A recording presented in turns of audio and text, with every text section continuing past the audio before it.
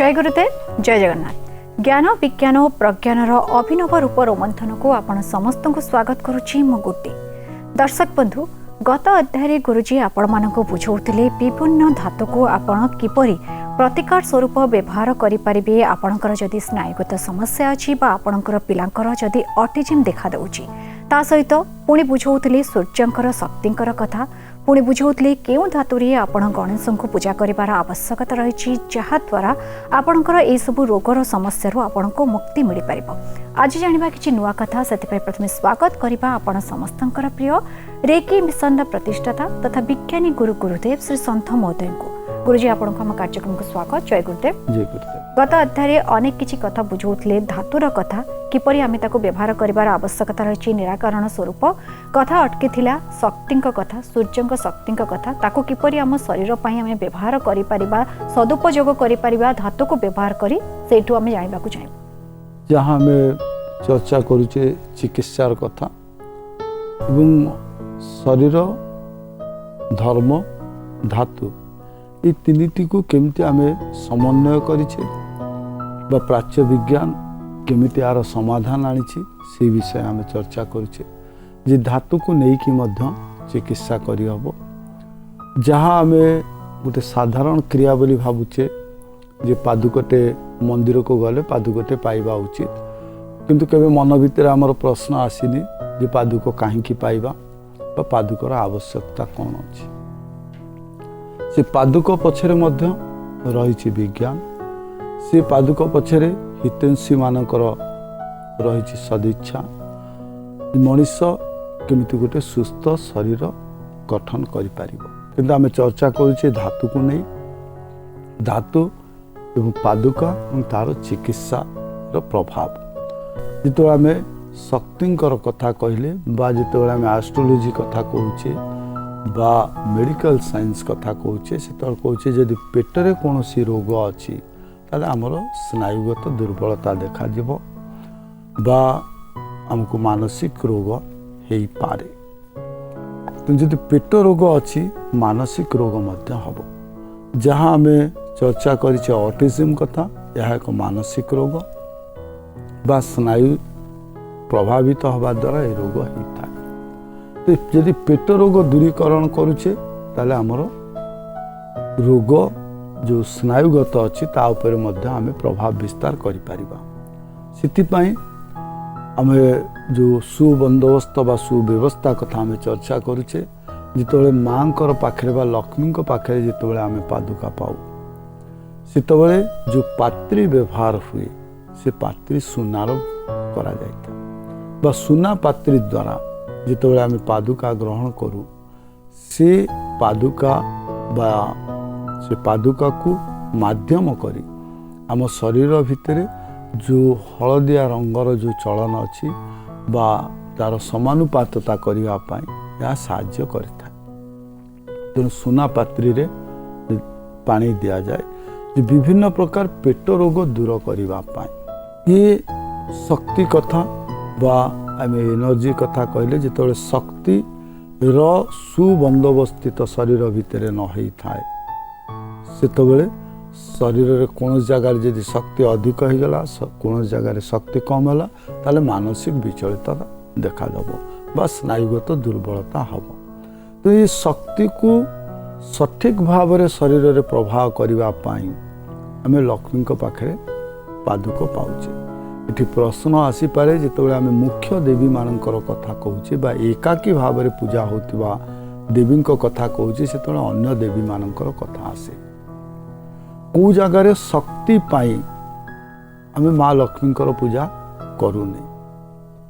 तो ये जो शरीर रे शक्ति कथा आसूची से लक्ष्मी पादुक कथा कहीं आसूची।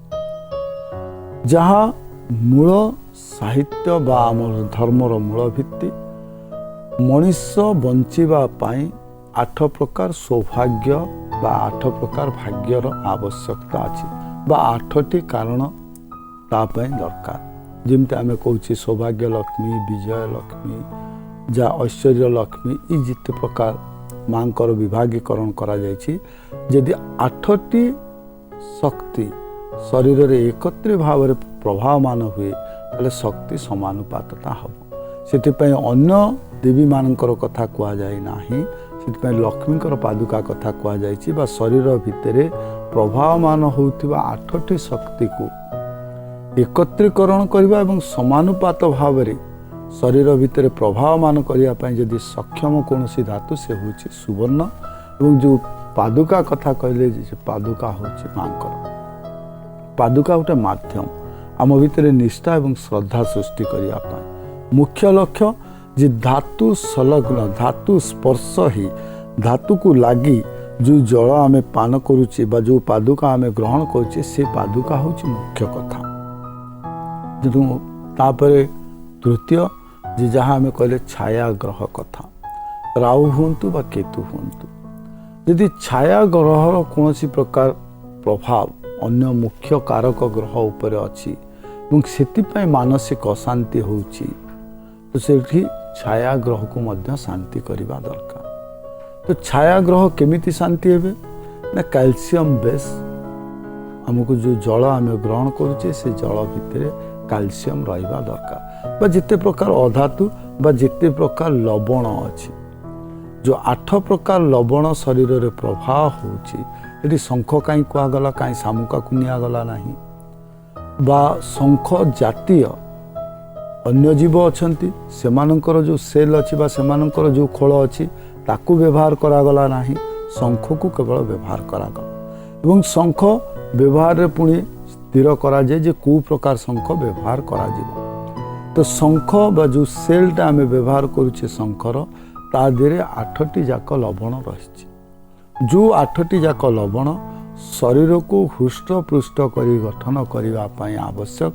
ଯେମିତି ଆମେ କହୁଛେ ଯେ ଲବଣର କ'ଣ ଆବଶ୍ୟକତା ଅଛି, ଶରୀରରେ ମାନସିକ ଅଶାନ୍ତି ପାଇଁ ଲବଣ କ'ଣ କରିପାରେ। ଯେତେବେଳେ ଆମେ ବୟସ୍କ ବ୍ୟକ୍ତିମାନଙ୍କୁ ଦେଖୁଛେ ବା ସେମାନଙ୍କ ଭିତରେ ବାର୍ଚ୍ଚାଳିଆମି ବା ଲୁନାଟିକ୍ କଣ୍ଡିସନ୍ କିଛି କ୍ଷଣ ପାଇଁ ଯେତେବେଳେ ସେମାନଙ୍କ ଭିତରେ ମାନସିକ ଅସ୍ଥିରତା ବା ସ୍ନାୟୁଗତ ଦୁର୍ବଳତା ଦେଖାଦେଉଛି, ସେତେବେଳେ ଆମେ ସାଧାରଣ ଭାବରେ ପରୀକ୍ଷା କରୁଛେ ସୋଡ଼ିୟମ ପୋଟାସିୟମ, ଯାହା ଲବଣ ଶ୍ରେଣୀଭୁକ୍ତ ବା 8ଟି ଲବଣ ଭିତରୁ 2ଟି।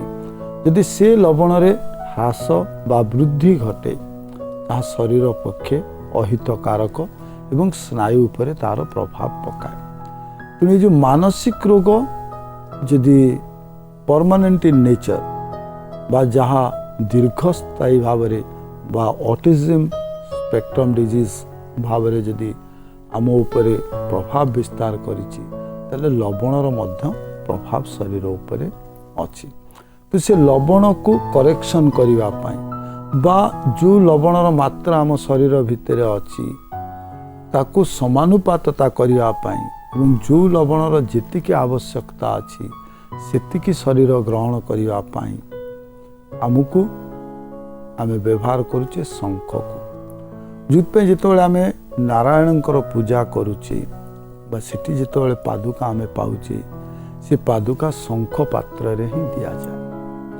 ତ ସେ ଯେଉଁ ଶଙ୍ଖକୁ ସଂସ୍ପର୍ଶ କରି ଯେଉଁ ପାଦୁକା ଆମେ ଗ୍ରହଣ କରୁ, ସେ ପାଦୁକା ଭିତରେ ଯେଉଁ ଆମେ କହୁଛେ ସବୁ ପଦାର୍ଥ ଯଦି ଏକରୁ ଏକାଧିକ ପଦାର୍ଥକୁ ଆମେ ଏକତ୍ରୀକରଣ କରୁ, ତା ଭିତରେ ଗୋଟେ ରାସାୟନିକ ପରିସ୍ଥିତି ସୃଷ୍ଟି ହୁଏ ବା ରାସାୟନିକ ବନ୍ଧନ ସୃଷ୍ଟି ହୁଏ ବା ରାସାୟନିକ ପ୍ରତିକ୍ରିୟା ସୃଷ୍ଟି ହୁଏ। ଏବଂ ସେ ପ୍ରତିକ୍ରିୟା ଫଳରେ ମୂଳ ପଦାର୍ଥ ତାର ଗୁଣରେ ରୂପରେ ବା ସ୍ଥିତି ପରିସ୍ଥିତିରେ ପରିବର୍ତ୍ତିତ ହୁଅନ୍ତି। ତ ଏଇ ଯେଉଁ କେମିକାଲ ରିଆକ୍ସନ୍ ହେଉଛି ତା ଦେହରେ ଗୋଟେ ଯେଉଁ ରାସାୟନିକ ପ୍ରତିକ୍ରିୟା ହେଉଛି ଶଙ୍ଖରେ ପାଣି ରଖିବା ଦ୍ୱାରା, ସେ ପ୍ରତିକ୍ରିୟା ଫଳରେ ଯେଉଁ ପାଣି ଆମେ ରଖିଛେ ସେ ପାଣିର ପରିବର୍ତ୍ତନ ହେଉଛି ଏବଂ ସେ ପାଣିରେ କ'ଣ ହେଉଛି ନା ଯେତିକି ମାତ୍ରାରେ ଲବଣ ଆମକୁ ଆବଶ୍ୟକ ଅଛି ସେତିକି ଲବଣ ସଂଗ୍ରହ କରୁଛି।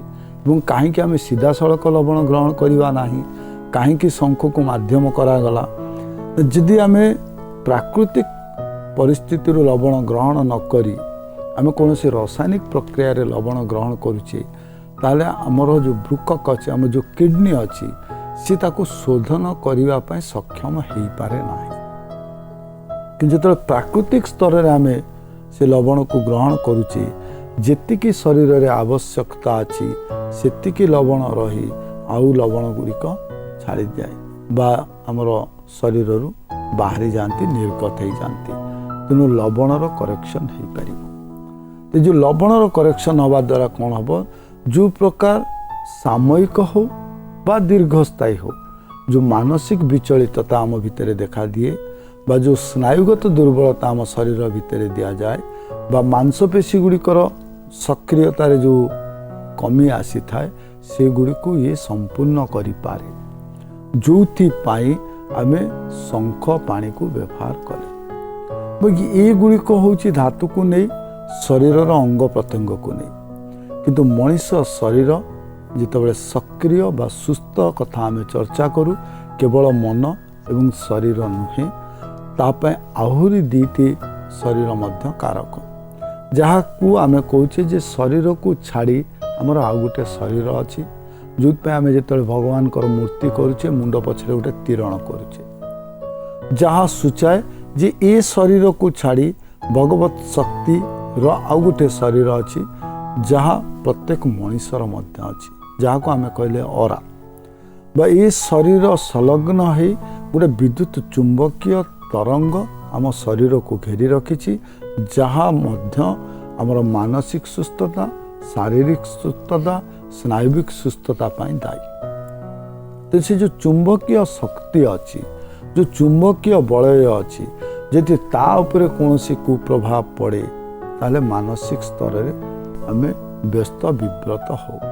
ଏବଂ ସେଗୁଡ଼ିକ କ'ଣ କରେ ନା, that frequency comes to our mind. ସେ ଯେଉଁ ତରଙ୍ଗ ଗୁଡ଼ିକ ଆସେ, ସେ ତରଙ୍ଗ ଗୁଡ଼ିକ ତରଙ୍ଗିତ ହେଇ ଆମ ମସ୍ତିଷ୍କ ମଧ୍ୟ ଦେଇ ପ୍ରବାହ ହୁଅନ୍ତି। ଯଦି ସେ ତରଙ୍ଗ ଯେଉଁ ପ୍ରବାହ ହେଉଛି, ସେ ତରଙ୍ଗରେ କୌଣସି ଡିଫର୍ମିଟିସ୍ ଆସେ ବା କୌଣସି ପଥଚ୍ୟୁତ ହୁଏ ବା ଯେତିକି ଚାପରେ, ଯେତିକି ବେଗରେ ସେ ପ୍ରବେଶ କରିବା କଥା, ଯଦି ବେଗ ଏବଂ ଚାପରେ ନ୍ୟୁନ ବା ମାତ୍ରାଧିକ ହୁଏ, ତାହେଲେ ଶରୀର ଭିତରେ ଆମେ ଯେଉଁ କହୁଛେ ଯେ ମାନସିକ ବ୍ୟତିକ୍ରମ ଆସିବା, ସ୍ନାୟୁବିକ ଦୁର୍ବଳତା ଦେଖାଦେବା, ମାନସିକ ରୋଗ ଦେଖାଦେବା ଏବଂ ଆମେ ଚାପଗ୍ରସ୍ତ ହେବା, ଏହା ମଧ୍ୟ କାରଣ ହେଇପାରେ। କିନ୍ତୁ ପ୍ରାଚ୍ୟ ବିଜ୍ଞାନ ବହୁ ପୁରାତନ ହେଲେ ମଧ୍ୟ ଚିନ୍ତନ ସେ ସମୟରେ ମଧ୍ୟ ଥିଲା। ତେଣୁ କେମିତି ରୋଗଟିକୁ ପ୍ରଥମେ ସେମାନେ ବାନ୍ଧିବେ ବା କ'ଣ କଲେ ଆମର ଏଇ ଯେଉଁ ତରଙ୍ଗ କଥା ଆମେ କହୁଛେ, ବିଦ୍ୟୁତ ଚୁମ୍ବକୀୟ ତରଙ୍ଗ କଥା କହୁଛେ, ସେ ତରଙ୍ଗର ଯେଉଁ ଫ୍ରିକ୍ୱେନ୍ସି ଅଛି, ଯେଉଁ ବେଗ ଅଛି, ଯେଉଁ ଚାପ ଅଛି, ତାହା କେମିତି ସ୍ଥିର ହେଇପାରିବ। का शरीर संपूर्ण सुस्थ थाई जितेबाला आम देखुचे कौन मानसिक रोगी को जो मानकर स्नायुगत दुर्बलता है शारीरिक स्तर में सबू ग्रंथि अंग एवं मांसपेशी स्नायु ग्रंथि सबू सठिक भाव में कार्य करुले मानसिक स्तर में विकृति आसूची। तो सब मुख्य कारण होउछि जे मानसिक स्तर में आम जो चुंबकीय विद्युत शक्ति अच्छी ताकू केमती सठिक करवा। तो सेथिपाई आमर शास्त्र रे आमे कौन कले ना धर्म को आड़ करी आमे विभिन्न प्रकार प्रतिकार कले जे केमिति आमको शांति मिलिबो। साधारण भाव में जितेबाला आमे ज्योतिष को पाखु को जाहुचे सेतबेले से प्रतिकार भाव में कहते जे मानसिक अशांति अच्छी शिव मंदिर दर्शन कर शिव पादुका पाइबा पाई बा शिवों सहित जोड़ी दौरान मानसिक चिंता को कहीं ना जो द्रव्य व्यवहार करा जाउची शिवों पाखे से द्रव्यर सुप्रभाव मानसिक स्तर में आम उपर अच्छी तार मुख्य आयुध शिव पादुक कहीं आम शरीर में बा आमर मनोमय शरीर बा चुंबकीय शक्ति उपर कहीं सुप्रभाव विस्तार करि पारुछि जेहेतु शिवों पाखे जो पानी चढ़ेवा आम व्यवहार करुचे पात्री आम सबुठी पात्री कथा व्यवहार केमिति होउछि बा पादुक केमिति प्रस्तुत होउछि से कथा चर्चा करुथिले। जो पात्रीटी व्यवहार करा जाउछि से पात्री होउछि सिंगरे तैयारी बा जाको आम सिंगा कहूचे। जिते जल ता संस्पर्श दे आसूची ता भितरे इलेक्ट्रोलाइट तैयारी होउची जहाँ मनीष शरीर उपरे विद्युत सुपरिवाही तरंग गुड़िक सृष्टि करुची एवं मानसिक स्तर में स्थिरता आसूची ये आम भिन्न भिन्न भाव में चर्चा कले जे भिन्न भिन्न पादुकार प्रभाव कौन एवं जो पादुका कथा आम नहीं आसुचे से गोटे धर्म को मध्य आम टाणी आणुचे सनातन बा हिंदू धर्म अनेक लोक अच्छा जो मैंने जो धर्म को आड़ कर कौन कथा कह जाए से धार्मिक मनोभाव सृष्टि हुए एवं विरोधाभास सृष्टि हुए मन भितर तो जो आम चिकित्सा को आसिले से धर्म को बाद देवा को पड़ुछि कौन निर्दिष्ट संप्रदाय को न नहीं संपूर्ण मानव समाज को लेकिन आम केमती कल्याण करिपारिबा तो से संपूर्ण मानव समाज को नहीं कल्याण करने हेले आमे बाहर करदेवा देवादेवी को किंतु जहाँ मुख्य जो आमे पादुक पाउचे जो पदार्थ गुड़िकर कथा कहगला से पदार्थ गुड़िकर समन्वय करवा एवं ताको चिकित्सा क्षेत्र को आनिबा जहाँ को कहगला चारि पात्र चिकित्सा प्रणाली देखिबा चिठी जरिया के कोन जानबा को चाहछथि ए चिठी को लिखिछथि प्रभाती साहू पुरीरू से लिखिछथि पूज्य गुरुजी को मोर प्रणाम जय गुरुदेव तापर से लिखिछथि मो बयस 50 वर्ष हबो गत वर्ष धरी मु अनुभव करछि शीत दिन हो खरा दिन हो बा वर्षा दिन हो मोर ओठ सब बेले फाटिकी रहुछि ओठर दी कोण सब बेले फाटी जाउछि रक्त बाहरला परी होछि जेमिति ज्वर संधा हेले हुए सेमिति होछि आ पाटी सुखी गला परी लागुछि ज्वर हेबा बेले जेमिति लागे किंतु भितरे ज्वर रहुनी कि टेम्परेचर नॉर्मल मध्य रहुछि तेणु एथिपई कोन करिबा दरकार कोन पई एपरी होछि केउ डॉक्टर को देखिबी बा कोन घरोई उपचार कले भलो हे परिबो से विषय जानबा को चाहछि दीटी कथा जहाँ हमको ये समाधान करवा दरकार ज्वर हवा और जरुआ जरुआ लगे जिते आम टेम्परेचर रिडिंग नौचे से जानूचे जे आम भितर ज्वर अच्छी ना नहीं किंतु बहुत समय जरुआ जरुआ लगे किंतु शरीर तापमात्रा स्वाभाविक रुहे से समय मध्य तार जो प्रतिफलन कथा कहली जे ज्वर संडा भली होची बा ओठ सुखी जिबा ओठ दी साइड रे फाटिबा ज्वर संडा भली घा हो जावा ये सब हुए जितेबले देह जरुआ जरुआ लगे जहाँ आम साधारण भाव में आमर गाँवली कथार कहूँ देहटा भल लगुनि जरुआ जरुआ लगुच ज्वर नहीं किंतु जरुआ जरुआ लगुच इट्स ऑल्सो ए सिम्पटम्स यह रोगर कारण यह रोगर लक्षण केतबले हुए ना जो समय रे तापमात्रा रे परिवर्तन हुए नहीं किंतु शरीर भितर कौन सी जगार मोर इन्फेक्शन रुहे से समय परिस्थिति आसे और इन्फेक्शन कौटी गोटे हूँ फंगाल इन्फेक्शन एनी इन्फेक्शन कौन सी प्रकार इन्फेक्शन हो यूरोथ्रा बा यूरिनरी ब्लाडर रे जहाँ को आम कहले फंगाल इन्फेक्शन द्वितीय जदि लंग्स रे अपर रेस्पिरेटरी सिस्टम जदि लंग्स रे बा रेस्पिरेटरी सिस्टम रे कौन सी इन्फेक्शन थाए जहाँ को आम पछरे विज्ञान रे वर्णना कले सीओपीडी ताहले जरुआ जरुआ लागिबो किंतु ज्वर बा तापमात्रा स्थिर थिबो किंतु शरीर असुस्थ रहिबो बा शुष्कता शरीर भितर आसीबो अनेक समय एमती हुए जिते आम फंगल इन्फेक्शन कथा कहूचे से कौन हुए ना किछि समय आमर तापमात्रा रे परिवर्तन हुए किंतु आम से समय रे ही तापमात्रा को देखी न था किछि समय पई तापमात्रा बढ़ी जीवो पुणी तापमात्रा स्वाभाविक हो जाए जिते फंगल इन्फेक्शन थिबो तो ये क्षेत्र रे चिकित्सा जदि कहले जे काहा को देखैबा कथा चिकित्सा वैज्ञानिक कथा कहते तो चिकित्सा विज्ञान अनुसार दुई प्रकार चिकित्सा को नवा दरकार प्रथम हूँ निज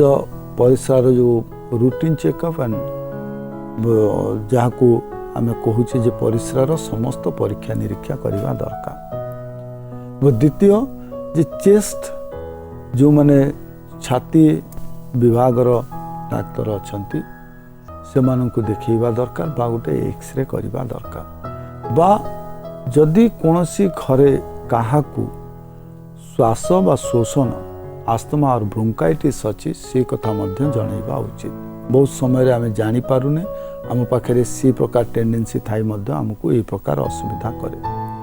तो ये हूँ चिकित्सा विज्ञान कथा तापर से कौन सी मेडिसिन स्पेशलिस्ट को देखी पारती किंतु आम जो प्राकृतिक चिकित्सा कथा चर्चा करुचे प्राकृतिक चिकित्सा कथा चर्चा करवा fungal infection urinal track infection निर्मूली लटा 20 ग्राम ओजन राति रे कनारे गुड़े पानी रे बुड़े रखिए सका उठे अधुआ मुहर से पानी को पीबे प्रतिदिन निर्मूली लटा फ्रेश हवा दरकार सतेज हवा दरकार।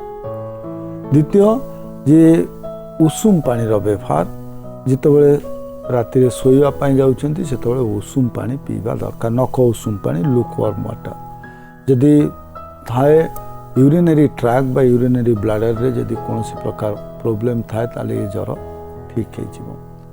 द्वितीय आम आस्थमा बहुत गुड़े चिकित्सार पद्धति चर्चा करें से चाहती से चिकित्सा प्रणाली गुड़ी देखिपारती और से हिसाब से निजर चिकित्सा करिपारती। ता सहित जी जो ओठर कथा अच्छी ओठरू केमती ये दूर हवा दरकार आम साधारण भाव में देसी चिकित्सा गुआ घीर व्यवहार करवा एवं विटामिन डी जो थे अधिका अच्छी एवं विटामिन बी जो थे अधिका अच्छी से प्रकार खाद्य ग्रहण करवा दरकार जहाँ द्वारा ये रोगर मुक्ति पाइबे। प्रथमतः से गुआ घी नख उषुम कर ओठरे लगे पारती जो शुष्कता अच्छी से शुष्कता दूर हम यदि पाटी भीतर शुष्कता रोचे दिन को 3 थर दांत घषा पर दिन को 3 थर महू कनारे बा महू से कनारे नहीं कि निज पाटी भीतर पोछंतु ता द्वारा मध्य यदि कौन सी बैक्टेरियल इन्फेक्शन थी कौन सी फंगल इन्फेक्शन थी महू भितर सेतिकी एंटीबायोटिक अच्छी महूर सेतिकी सक्रियता अच्छी से रोगरू निश्चिंत भाव में आराम प्रदान करें। आज्ञा गुरुजी विभिन्न प्रतिकार कहते कौन कर आवश्यकता रही आशा जी से निश्चय से सब प्रतिकार करेंगे एवं सुफल पाइबे। तेज आज अध्याय बहुत बहुत धन्यवाद। जय गुरु। जय गुरु।